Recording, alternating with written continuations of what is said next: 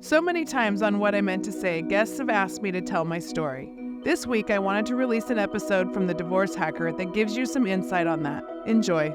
Wendy Jones is the founder of Be Better Media and host of her own podcast, What I Meant to Say. As a mother of four, she is passionate about generational healing so that we can connect with each other and create families and communities from a place of strength. The stories told through her work at Be Better Media encourage each of us to listen more and judge less on our path to self-awareness. In her spare time, you will find her at the beach playing volleyball and enjoying her yoga practice. Wendy, thank you for being on our podcast. Thank you so much for having me. So excited to have you here. Thank you.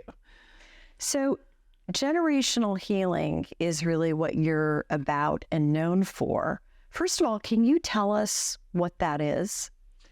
Yeah, it's a term that I came up with about 6 years ago when I went through my divorce. And I was looking for answers. And when I started realizing, I knew I needed to heal. And as I started writing, I realized that these stories, part of the reasons that I needed to heal, these stories went further back in my family. Like we're an evolution of all these stories that came before us.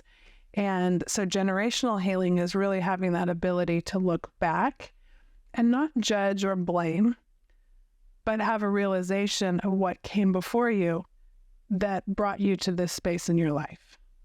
I love that. So that was it became my North Star going through my divorce, because when you're going through something that's that hard, as an optimist, I was always looking for that silver lining of like, I have to be going through this for a reason. Right. And I never really lost that feeling, even though there's some days that you just sit on your couch and you don't know what quite to do next. But I never lost that feeling that there's something bigger going on here. And that's what, kept me going, and it got me to Be Better Media. So it just keeps evolving.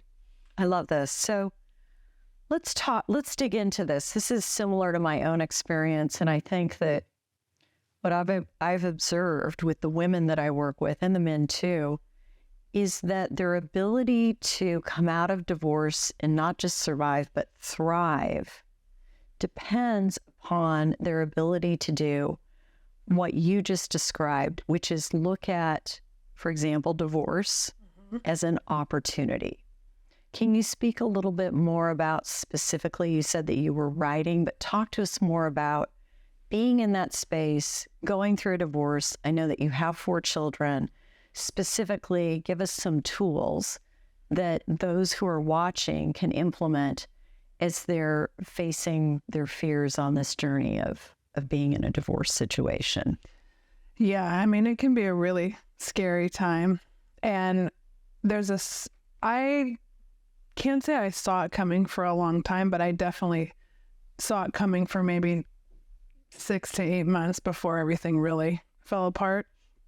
And I had always been a journaler.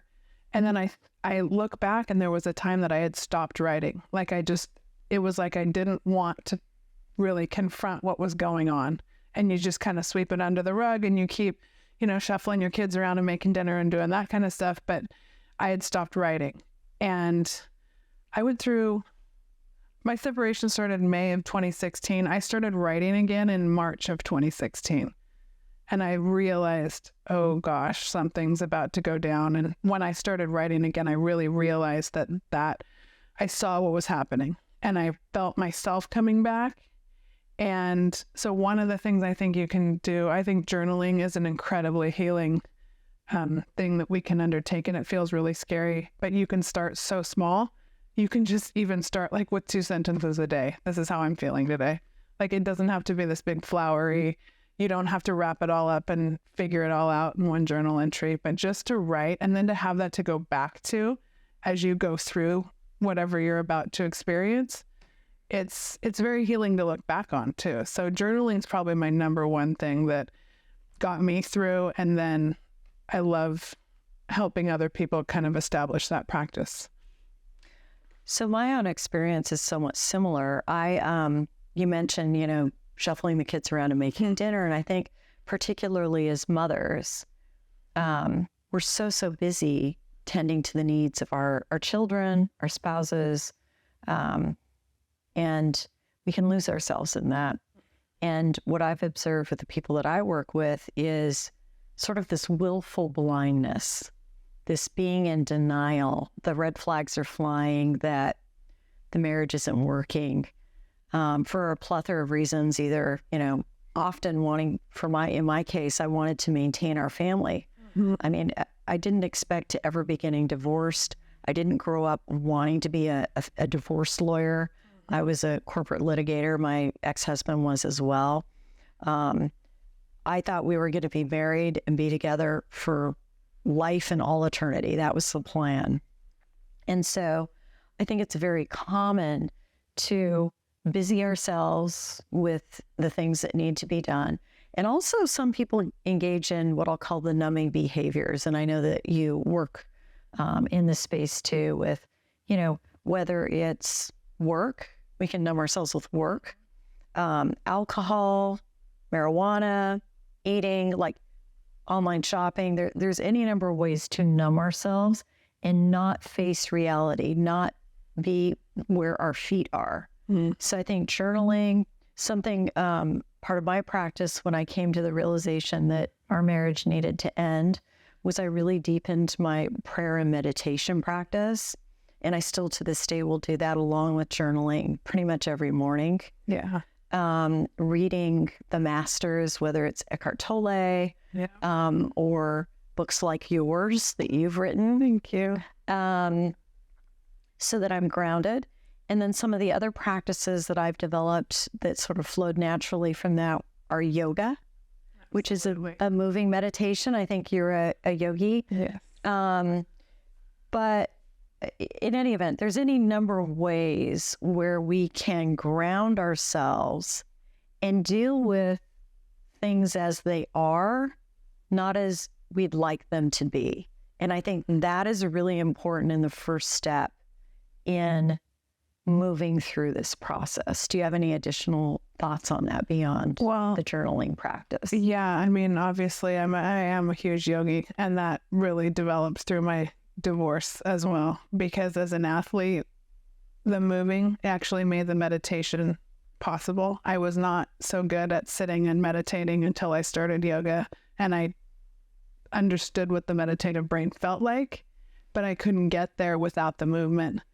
And then now, because I have my yoga practice and I understand what that brain state is, I can now meditate. I can sit still and meditate, but I don't think I could have before my yoga practice. So that one's huge. I'm a daily yogi.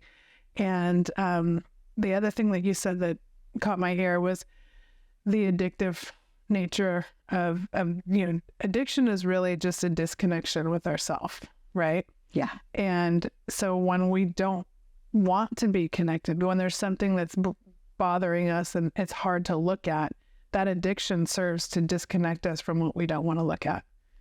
And I think that can happen at any stage of life, and there's different personalities that are more prone to addiction and less, but that addictive, those things really disconnect us from ourselves and from the people that we love.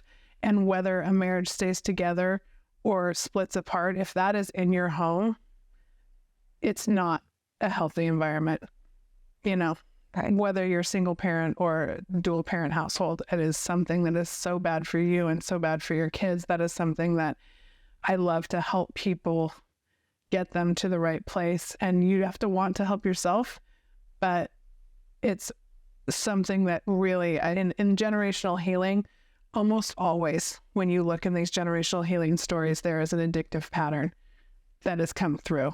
Whether you're the child of an alcoholic, even if your parent was raised by an alcoholic and as the next generation, you didn't even know it, there will be something in the emotional disconnection that really affects our personalities and then the way that we bond with each other. So, and that's a lot. I had to do a lot of digging on that stuff because people don't want to blame people they love. It's not a blame game. I always say, kind of the foundation of the work that I do, I go, people are doing the best they can with what they know. And if you just take that as a blanket statement and work from there, you lose the judgment and you just say, but then when I add on to that statement is people are doing the best they can with what they know, but it's our responsibility to know more. So you have to keep learning. And if you stop, that's when things, the wheels come off. So I love that. Yeah. I love that perspective. I like you had a similar epiphany as I was going through my divorce.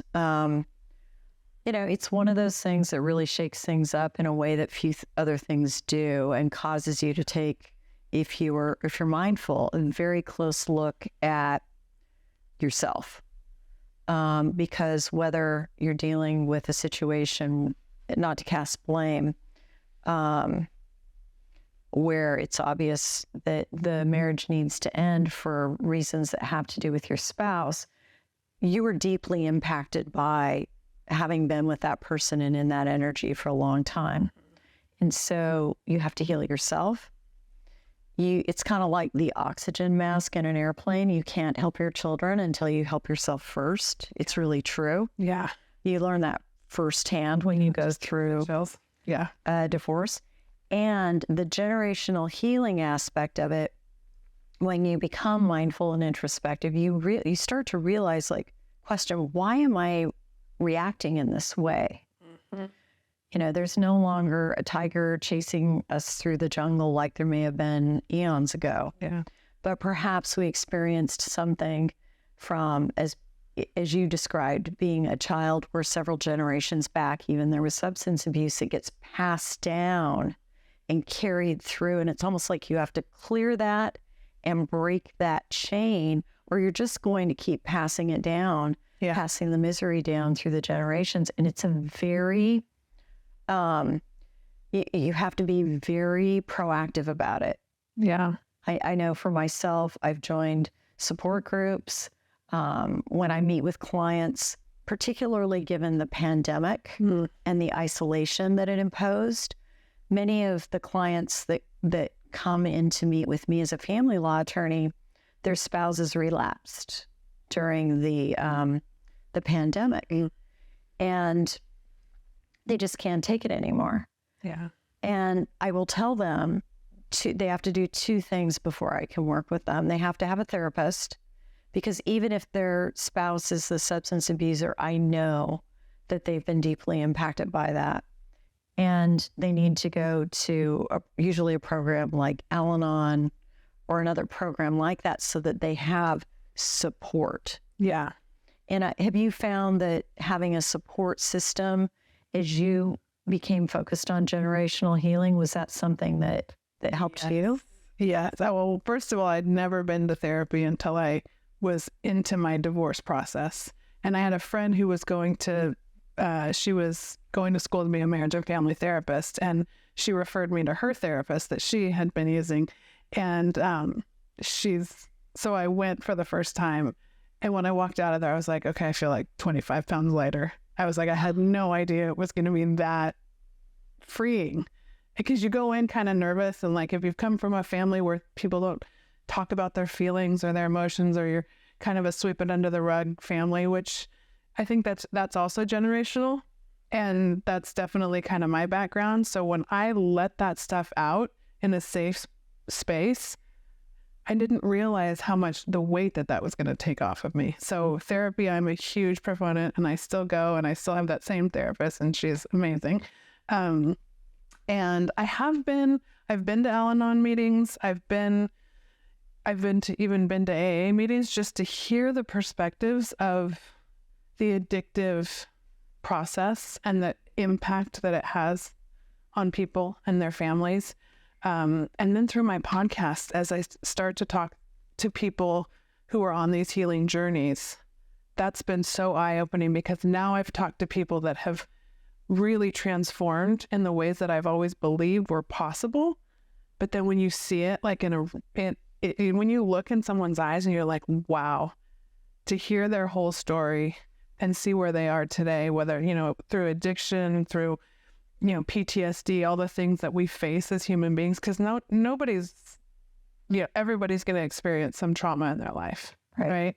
Yeah. And learning not to compare our trauma and then just listen to other people, it really is just that space of human connection that then that's where we heal. So, I mean, I think as we listen to those stories, we get more comfortable to tell our own. And so I think there's something, actually, I had someone on my podcast, and it was about, there's a term called narrative medicine, and it's being studied at Columbia University. And it's really that concept of the support group. And what it takes is people who are willing to tell their story and people who are actively listening.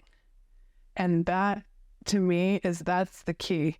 If you have those two things in a home, in a relationship with your child, in a support group, however that is, you need both of those things. So people need to be comfortable enough to tell their story, and they need to have someone who actually really cares to deeply listen. And all kinds of healing happens in that space. Yeah, I can attest to that. I've seen that happen. I've seen miracles happen when those things are combined, and then people are able to be self-reflective and understand how reactive they are being.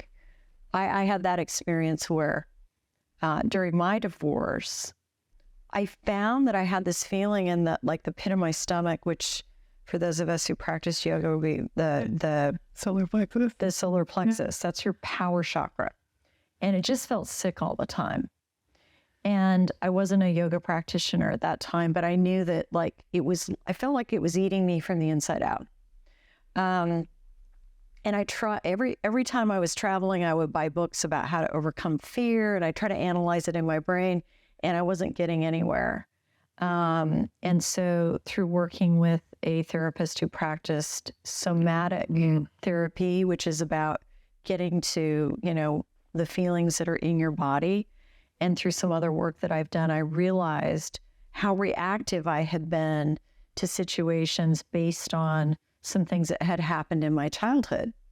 Yeah. And it just wasn't serving me. And so through this practice of having a support group, therapist, like you said, active listening from people who really understand, it's a tremendously freeing experience. And then you have so much energy available to show up fully for your children, to create a podcast, to find your purpose and meaning in life, which is the key to, being happy and being fulfilled. Yeah. So let's talk for a minute. I know that you have 4 children. Let's talk a little bit about, in your own divorce, what was it like to step out of a marriage and be on your own as a single mom with 4 children? First, what were their ages at the time of your divorce? So my oldest was 16, so there's 7 years between them. So they were 16 to 9. And so that's a pretty good span of different, you're kind of dealing with different mentalities, obviously. From different schools, 16, driving them to different locations. At some points I had 4 kids at 4 different schools. Yeah. Grateful, Hermosa is small, so that they were, but still 4 kids at 4 different schools. And it was scary. That's the first word. It's terrifying. Yeah. It was. It's just terrifying. Yeah. It doesn't pencil out. I have 3 kids, 3 kids in 3 different schools. Yeah. They're not driving yet. There is no physical way I can get them where they need to be and get to the courthouse. Yeah. I'm sure you had the same experience. Well, what did you do? I was terrified because I had been a stay-at-home mom since my 3rd was born. So that was about 14, 15 years at that point. And so there was what am I going to do? I'm living in the South Bay. I have an ag business degree. If you haven't noticed, there's not a whole lot of agriculture around where we live. So I'm but I knew I was a good writer. So I started digging into the things that I was good at, and gratefully had enough cushion to figure some things out. And I've always been very grateful for that, because even though the financial part is scary no matter what, but getting back to what I was doing for them, it was I really had to get my feet on the ground. And one of the things that I've noticed something that I look back on that I did for probably maybe 3 months after he left, I was trying to make everything okay. And all of a sudden I'm standing in my kitchen one day and I'm like, this is not sustainable. Like, I'm literally going to have a nervous breakdown. Yeah. Because you think you're like, oh, I can make, like, I'm going to fix it. You can't fix it. Right. Like, you can't fix it. You have to find a new normal. Yeah. And the one thing I will say that very quickly I figured out was like, it was very freeing to do things my way. Yes. Yes. And be a little more like, the milk spilled. Who cares? Like, it's fine. Like, everything, like, it's, you have to learn to come down and like, let it be a little bit messy. And just as long as your kids feel safe. Right. You cannot you will perfectionist yourself to death. Let's pause for a moment. I just want to take a beat because everything you just said is so, so important. And I had a very similar experience. And I think we don't talk about this enough. So like you, I wasn't working at the time that we split up. After I had my third child, I had been traveling a lot for my work prior to that and decided it was untenable and our marriage was going to fall apart. So I stopped working. So the worst case scenario, I think that could be possible in one of these situations happened, which is I wasn't working, realized we needed to get divorced. My dad had been helping us a lot, who lived close by, 3 kids, 3 different schools. He passed away. And then the law firm where I had practiced law dissolved. So like you, what am I going to do? And also just a perfectionist. If if we look at our history, probably it's similar in that that's one of the things that comes out of the generational stuff. So no perfectionists. I know, you were a volleyball player and all these things. And here we are in this situation. We thought our life course was set and all of a sudden it comes apart and you can't be perfect. No. It's impossible. And like you, it broke me and it saved me. Yeah. Because it's okay. Yeah. It's better to be real. The spilled milk doesn't matter. And it causes you to really, from 30,000 feet, reassess, like, how am I going to do life? Yeah. And we had to figure it out. We were forced to come up with solutions. Yeah. So what were some of the solutions that you came up with spilled milk, 3 kids, not working? Well, how'd you get through that? The one thing I will say, and I've told a lot of people this, from right out of the gate, from that summer, that first summer where I was on my own with them, and I was like, okay, there's 3 things I'm going to do for myself every week. And I live close to the beach. I was like, I'm going to get in the water every day. I'm going to go to yoga 5 times a week. And then I'm going to go to church on Sunday. Oh, I love this. I have chills. I love this. And I was like, if I figured out 3 things for yourself. Yeah. You weren't so worried about, you had, and when I talk about in my book, in every chapter, I talk about wellness, but really it's about what you just described. You have to take care of yourself or you can't take care of anybody else. Yeah. And I knew what they needed was consistency. Right. And I'm like, okay, if they can see consistency from me, which I'm grateful that's always been something that comes naturally to my personality. Like I like order, I like calm, I like keeping things, and granted, I mean, Ashley can attest, my ADD is off the charts, but I really do like order. So I just did those 3 things. And then out of those 3 things, that kept me grounded and I could do what they needed. Right. And started watching for the little things in them, just to see, like, some of times your kid, you have ones that want to talk, you have ones that clam up, you have ones that want to go to therapy, you have ones that won't. And you have to just, to me, you never force. Like it's parenting is like that. You really have to watch for their personalities. And yeah, there's that sense of order and rules and stuff, but you don't treat them different, but you connect with them differently. Right. You meet them where they are. So we started watching all that, and it was a time. I mean, I look back on that, but I also look, and what I was going to say is my kids started becoming more responsible for their own stuff. and the things that you're really scared of, and that like, yeah, my kids are not going to be switching houses. I don't want to shuffle bags back and forth, and all that stuff is scary. But when you start to see them kind of taking ownership of their own little lives, as long as you're supporting them, that's what the hard stuff is, what makes them great. Right. And parenting them through the hard stuff is what actually makes parenting great. That's true. That's really important. So let's talk about this. I agree with you 110,000%. So I think a lot of times people will avoid divorce because they want to maintain their lifestyle. They don't want to rock the boat. They don't want things to be hard. Yeah. And yet, discomfort and moving through discomfort is how we evolve.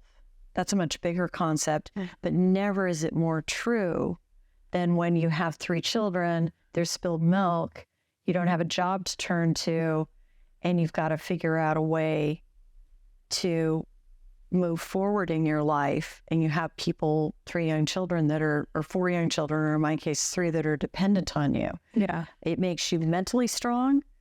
You figured out a way to still be physically strong, to set that example for them, and to give them the opportunity to trust that they would find their way.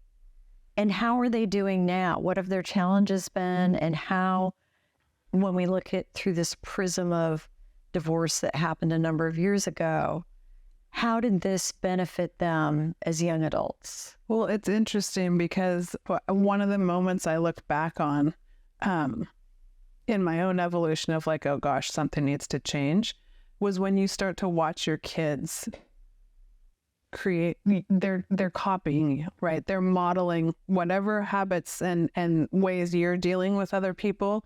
And I remember looking and seeing my oldest daughter start to be like that people pleaser, that where you're giving too much of yourself without taking care of yourself, and you're pleasing. So to spill your self-worth, right? To like other people are going to give you that validation, and somehow that's going to make you feel better. And I was definitely one of those people. And I watched her start to do that with her dad. And I was like, I remember watching it from across the kitchen and thinking,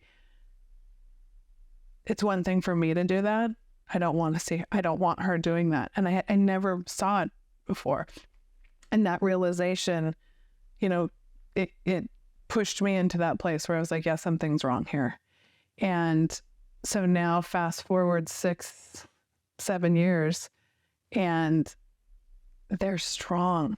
Like they've been through some really hard things, but those hard things.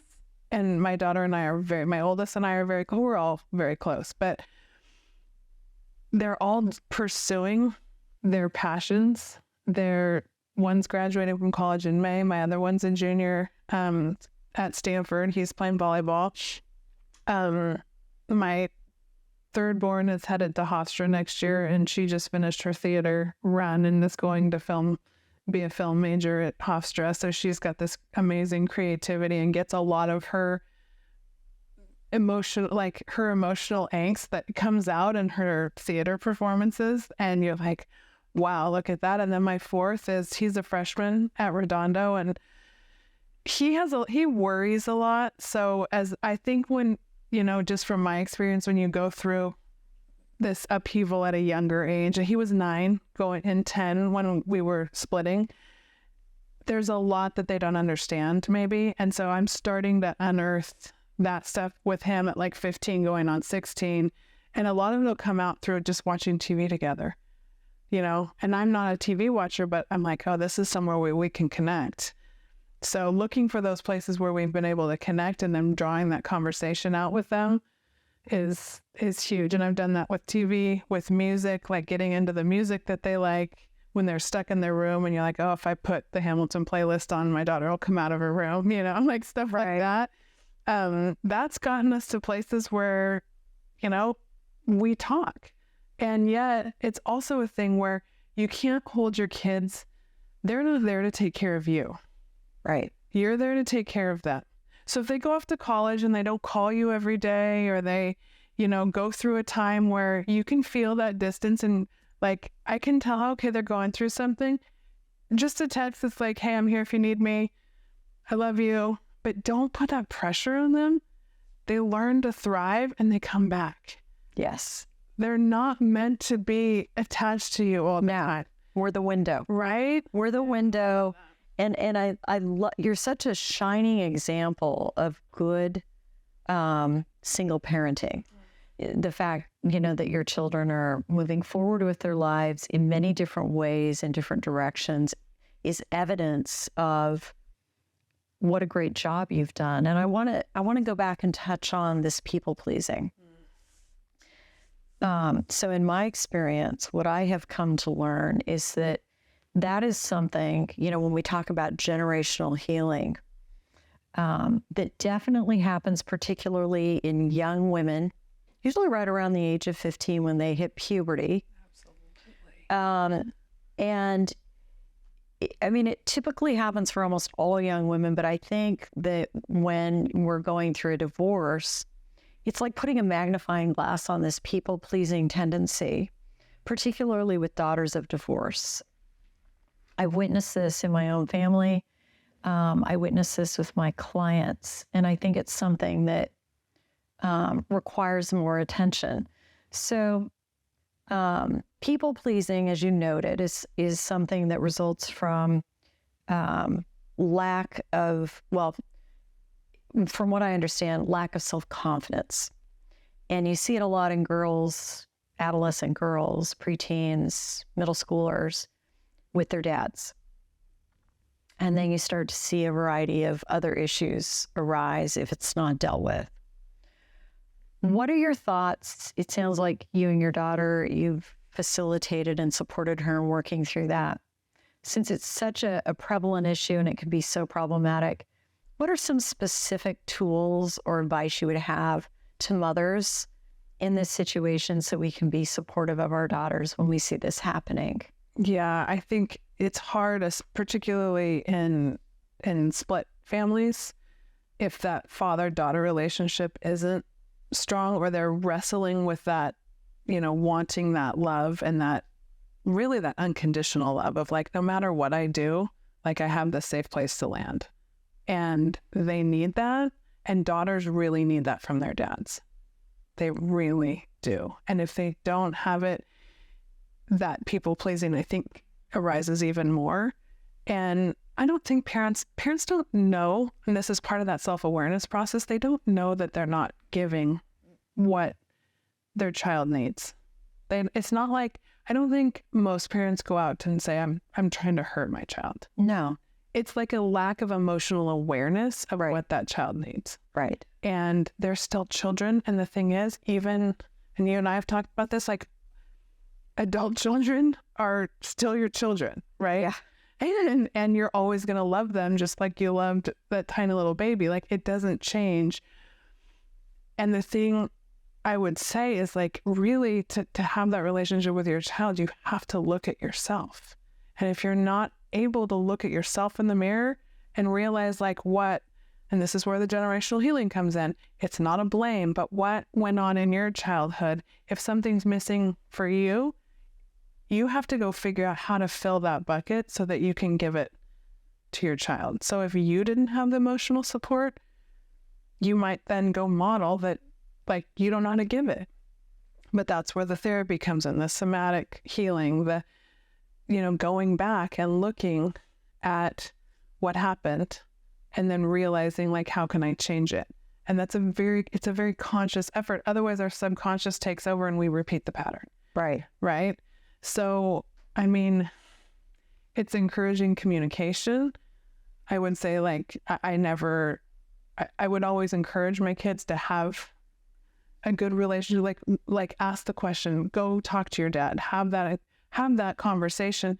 But if it doesn't go the way that you want it to go, if it doesn't feel good, like come back and talk to me. I love that. Yeah.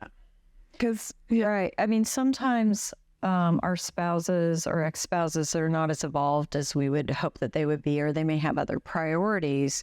So it's like a setup for a daughter sometimes.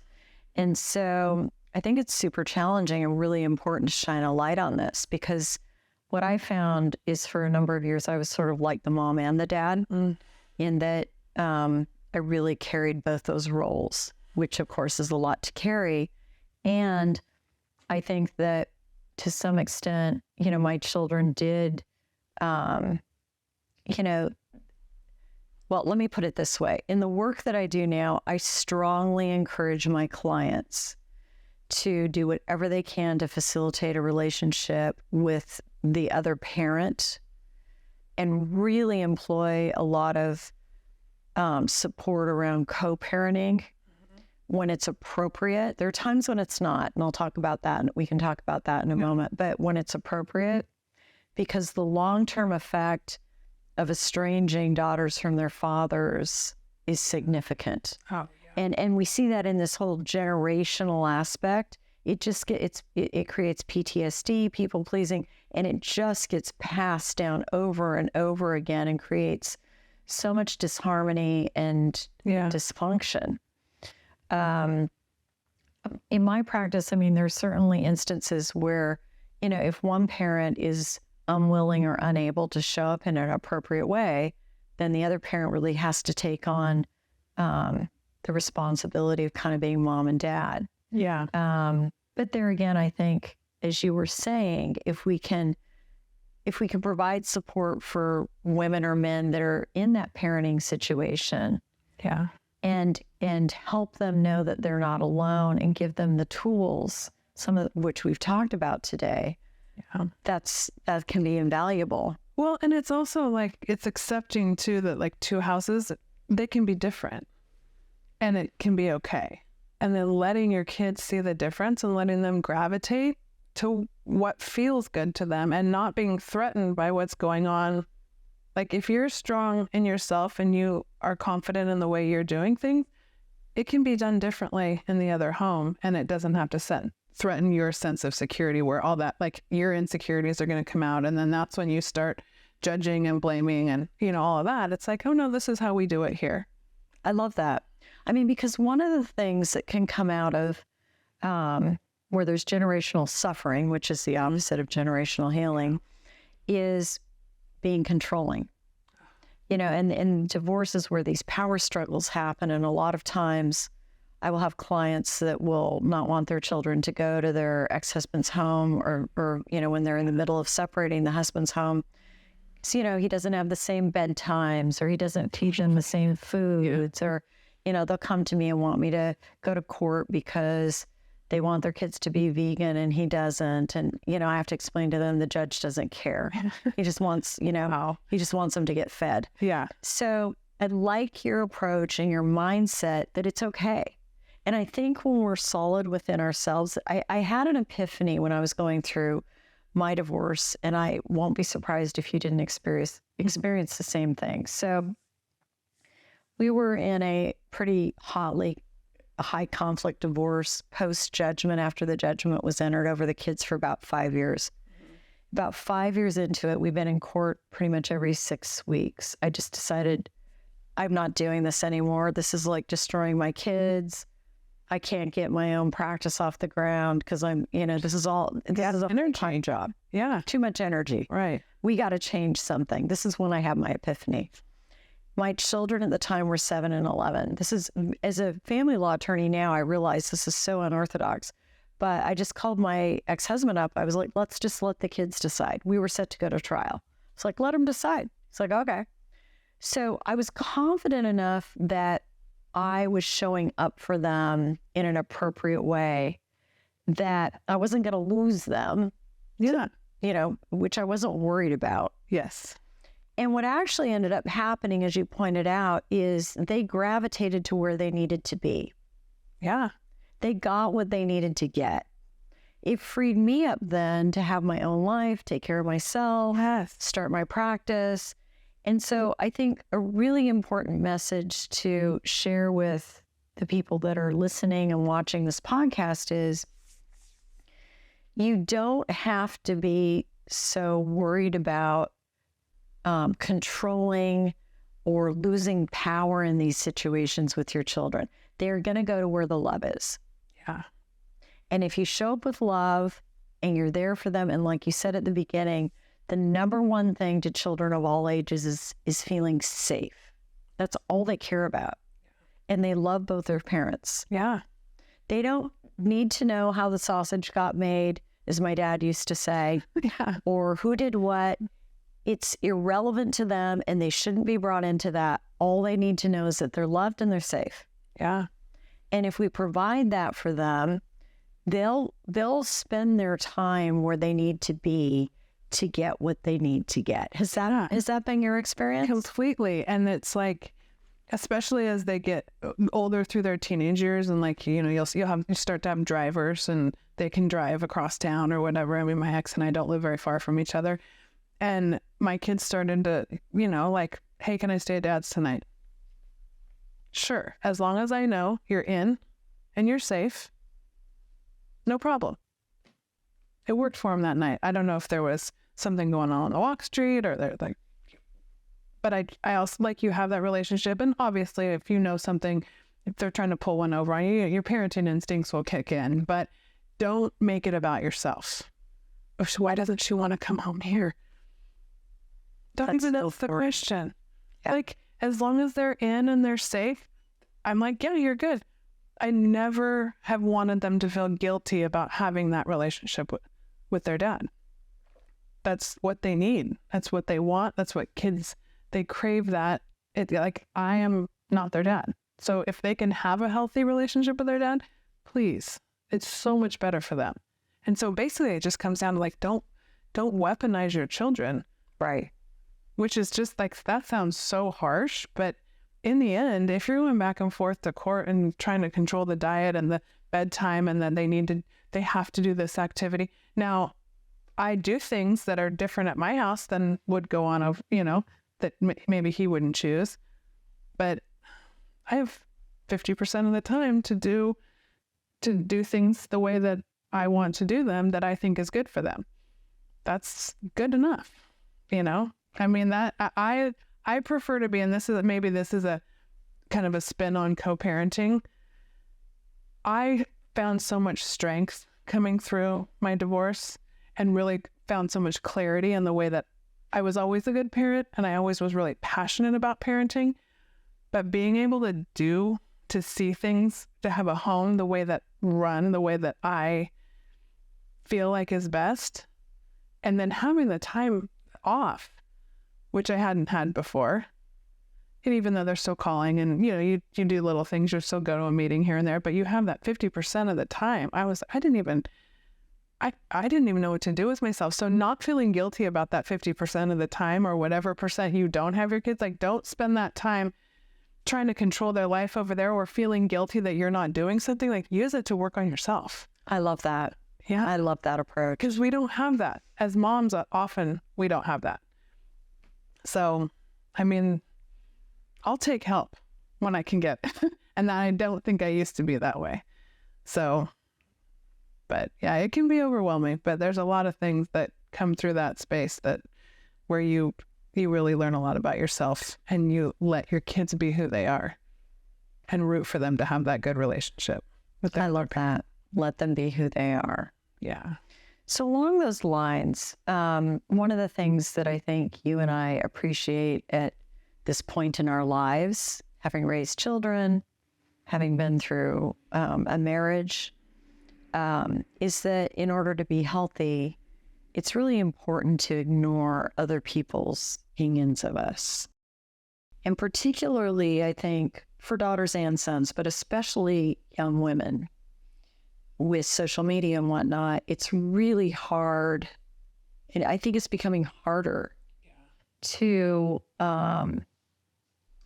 be immune to that. I mean, I know that so many young people value their existence based on the number of likes they get when they're posting on social media. They're taking their own lives in record numbers. You know, the effects of social media, on the one hand, you and I both use it to build our businesses. So like anything, there's two sides to every coin. It's a wonderful, wonderful gift. Yeah. It's how we get our message out. But on the flip side, what are your thoughts raising 4 young people with respect to social media, and how can we support them in having a healthy relationship with it?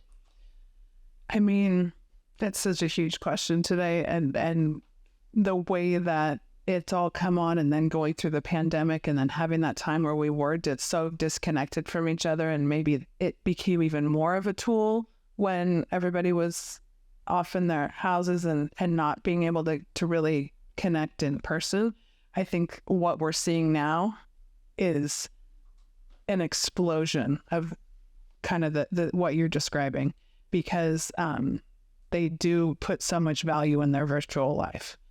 And you'll see it. I mean, like, but school buses are quiet now. Like a car ride of kids that used to be rowdy, everybody's quiet, and they're probably Snapchatting with the kid next to them. You know what I mean? Sending their face back and forth. It's right. It's like, it's to be giving that to such young kids. I am really worried about that, because my kids are just old enough that they didn't really come on until they were, you know, in high school, maybe my youngest. But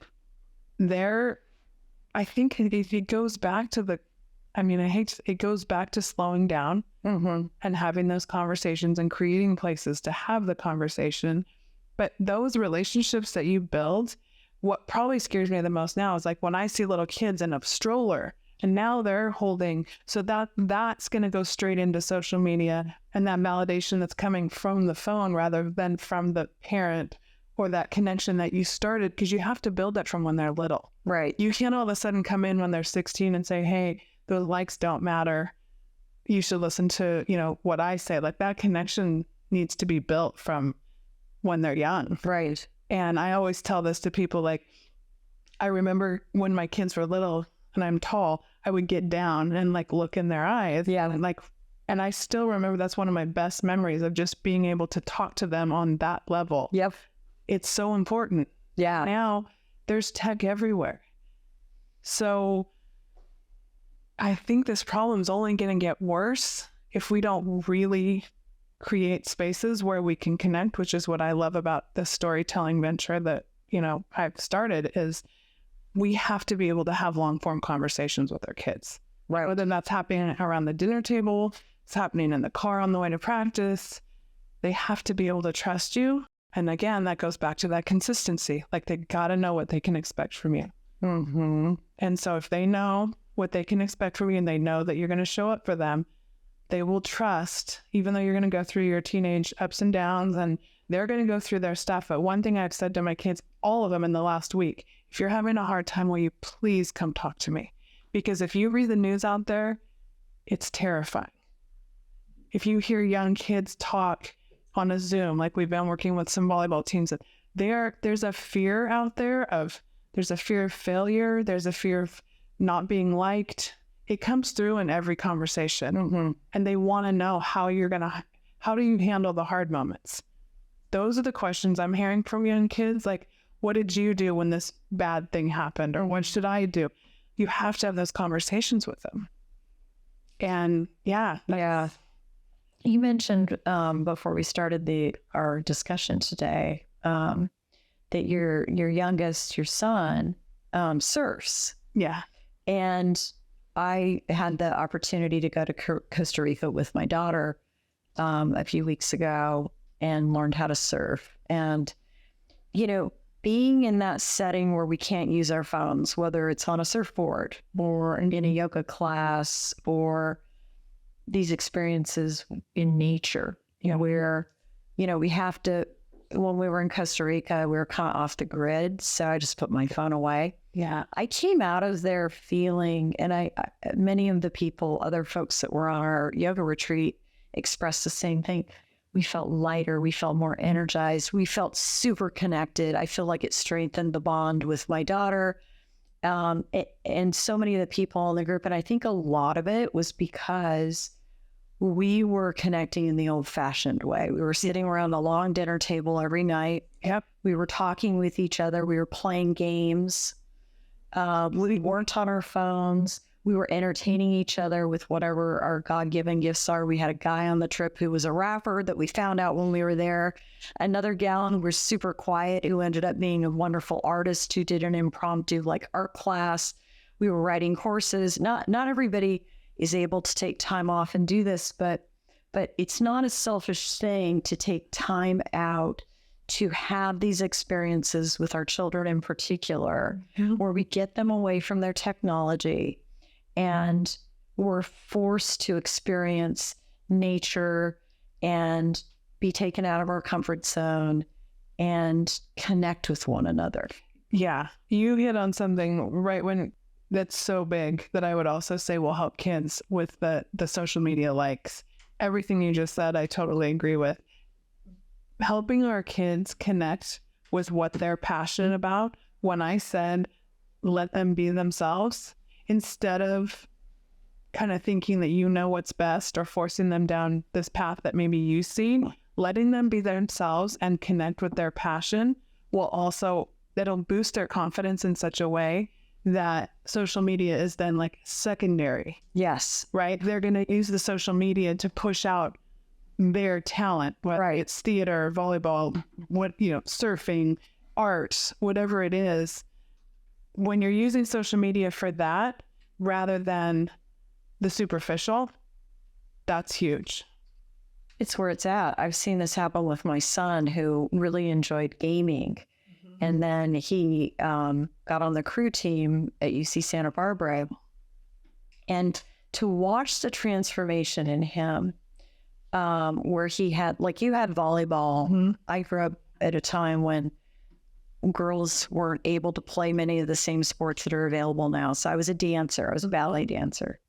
But to watch my son develop his confidence, he created opportunities to meet people and completely took him out of this place, kind of this direction he was headed where, he really enjoyed his video games after he completed his schoolwork.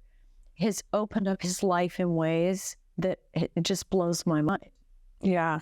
It's so important. Yeah. And the way that they develop that reward circuitry in their brain, which social media gives, like there's a book called Dopamine Nation that just came out not too long ago. And it, like these kids understand, one thing I will say, they understand brain chemistry better than my generation did. I didn't know what dopamine was till I was 40. I wasn't listening in biology class. It didn't matter to me until it mattered to my kids.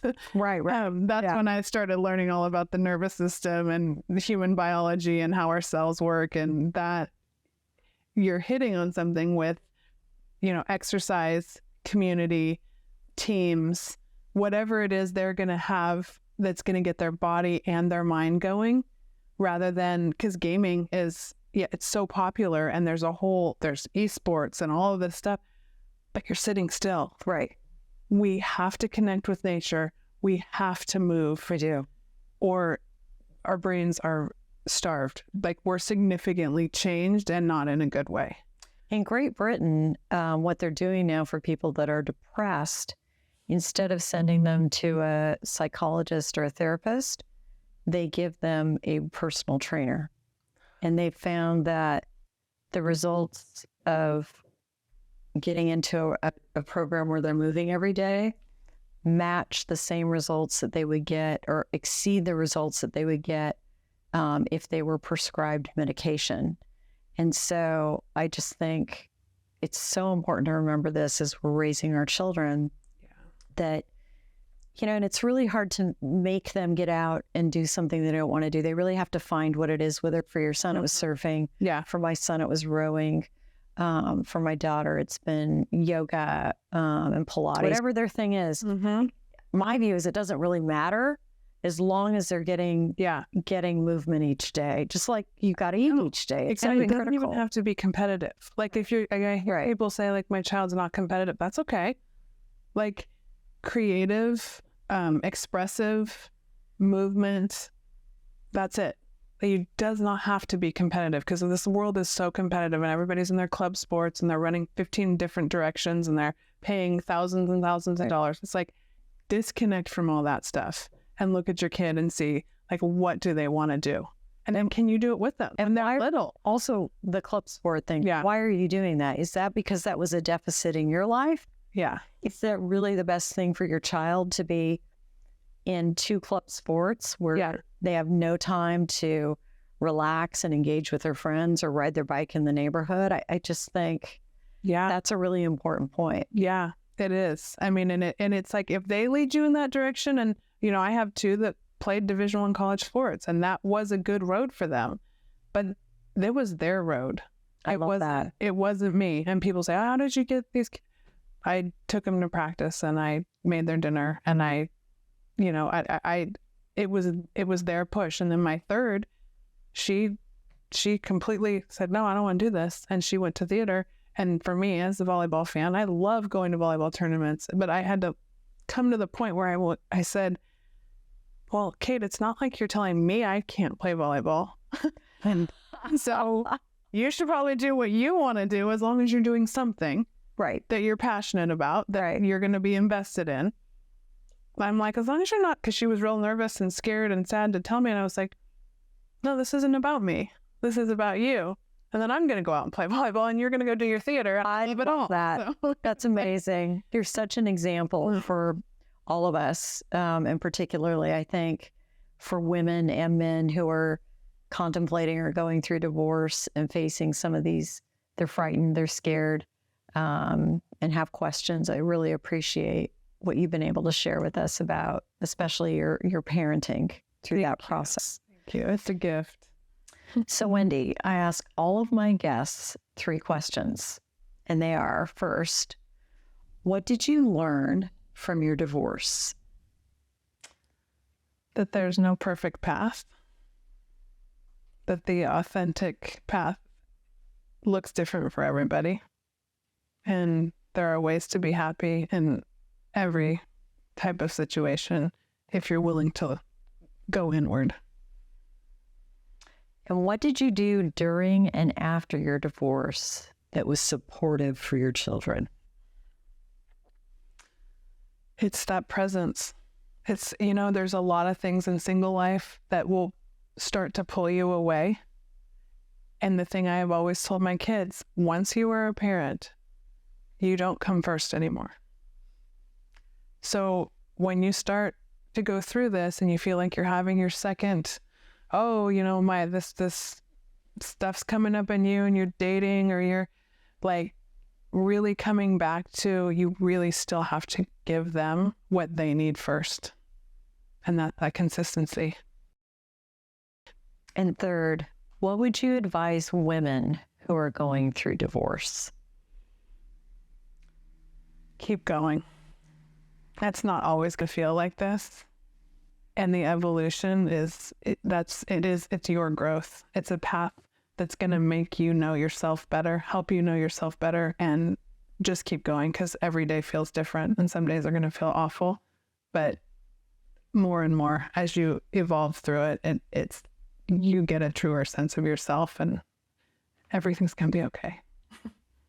I love that. Thank you so much for joining me today. Oh, thank you for having me. I've really enjoyed our conversation, and I know that our listeners and those who are watching are going to walk away from this with so much love and support, and a real example of how to be in a really tough situation. And I think that that's what our viewers and those who are tuned in, they need to see that. Thank you. Thank you for seeing that in me, and I appreciate the connection we've had for a couple of years. So I'm really glad we got to this conversation, and I'm excited to see what happens with your podcast, because it's going to be awesome. Thanks. Thank you for joining us on What I Meant to Say, another production of Inspired Edutainment, brought to you by Be Better Media.